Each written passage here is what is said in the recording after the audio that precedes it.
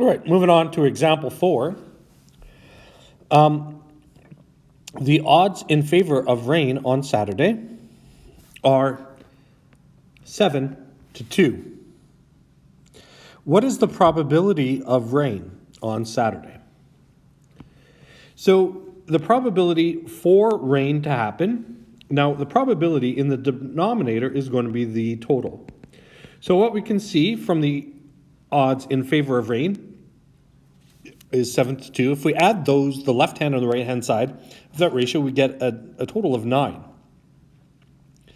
The probability of rain occurring on Saturday, there is 7 favorable outcomes to a total of 9. So the probability is 7 over 9. Now, that's all it said. So I could leave it as a decimal, as a fraction, change it as a decimal. I really don't feel like that, or a percent. All are acceptable. The odds of against, so the odds against snow tomorrow are 4 to 7. So here, I think it's helpful to put snow. So since we're dealing with odds against, this first number means no snow.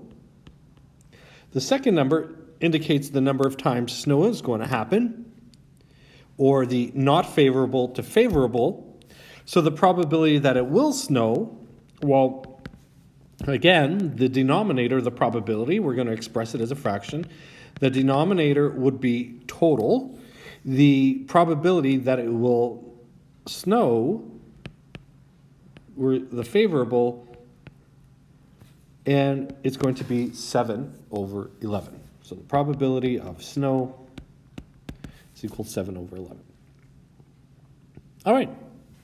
So that's how you change odds into probability. Now, if I'm not mistaken,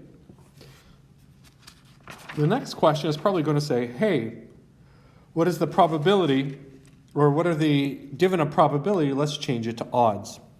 So Jessie scores a goal 11% of the shots she takes. So instead of writing it as percent, let's write it as per 100.